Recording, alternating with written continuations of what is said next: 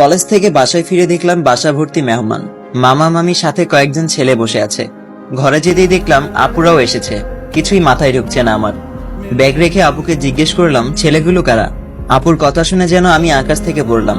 আপু বলল, ওই যে লম্বা ছেলেটা দেখছিস মাথা নিচু করে বসে আছে, ওটা হলো মামার ছেলে, মানে রিদ ভাই। আর বাকি যে দুজনকে দেখছিস ওরা হলো তার বন্ধু।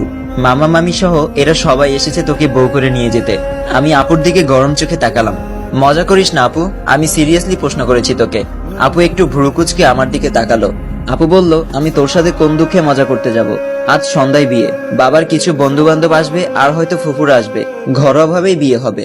আমি রাগে পানির গ্লাসটা আছাড় মারতেই তার টুকরো টুকরো হয়ে গেল। রাগে আপুকে বলে উঠলাম, করব না আমি এই বিয়ে। আমাকে পেয়েছো কি সবাই? যে যা ইচ্ছা তাই ডিসিশন নিবে? আমি তো ভালো করে চিনিও না তাকে, শুধু জানতাম আমার একটা মামাতো ভাই আছে। হুট করে দরজার সামনে বাবার গলার আওয়াজে ভেসে আসলো। বাবা বলল, হয়েছে কি এখানে? এত চেঁচামেচি কিসের? বাবার উপস্থিতিতে ভয়ে চুপসে গেলাম আমি। চুপচাপ দাঁড়িয়ে আছি, কিছু বলার সাহস পাচ্ছি না। এর মাঝেই আপু বিষয়টা সামলে নিল। আপু বলল, না বাবা কিছু হয়নি, হাত থেকে পানির গ্লাসটা পড়ে গেল। বাবা কিছু না বলে চুপচাপ চলে গেল। আমি আপুর দিকে তাকিয়ে কাঁদো স্বরে বললাম, আমি এই বিয়ে করব না আপু। বিয়ের জন্য প্রস্তুতি চলছে, সন্ধ্যার পর বিয়ে। রাতটা এখানে থেকে পরদিন সকালে বউ নিয়ে রওনা দিবে সবাই। আজ কলেজ থেকে যখন আসছিলাম তখন অনেক প্ল্যান তৈরি করে ফেলেছিলাম। গ্রীষ্মের বন্ধ দিল 15 দিন। কত প্ল্যান ছিল, এই 15 দিন ঘুরবো ফিরবো, আনন্দ উল্লাস করে বেড়াবো। আর বাসায় ঢুকেই এমন হাই ভোল্টেজের শটটা খেলাম। নিরুপায় হয়ে মায়ের কাছে গেলাম, কিন্তু কেউ আমাকে বিশেষ গুরুত্ব দিল না। শুধু মামি একবার 2 হাতে ধরে কপালে চুমু দিয়ে বলল, আমার লক্ষ্মী বৌমা। আমি আবারও নিরুপায় হলাম, কেউ আমায় এতটা গুরুত্ব দিচ্ছে না। একটুও মনে হচ্ছে না আমার জন্য এত আয়োজন।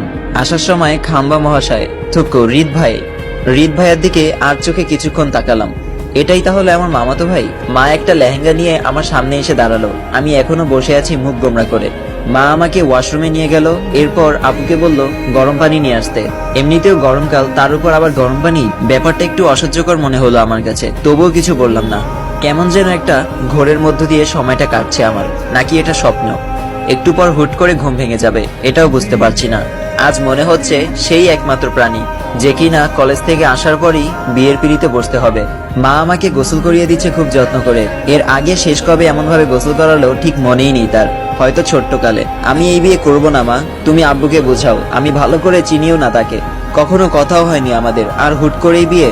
মা বলল, তাতে কি হয়েছে? বিয়ের আগে কি আমি তোর বাবাকে চিনতাম? বিয়ের পরই তো একে অপরকে ভালো করে চিনলাম আমরা। তবুও মা, সে কেমন, ভালো না খারাপ, রাগী না শান্ত, এটাও তো জানি না আমি। অন্তত আমায় একটু সময় দিতে তোমরা। মা বলল, ওসব নিয়ে তোকে ভাবতে হবে না। রিদ খুব ভালো ছেলে, যথেষ্ট ঠান্ডা মাথার ছেলে। ঠিক তুই যেমনটা চাস ঠিক তেমন। তা না হলে কি আমরা তোকে না বলে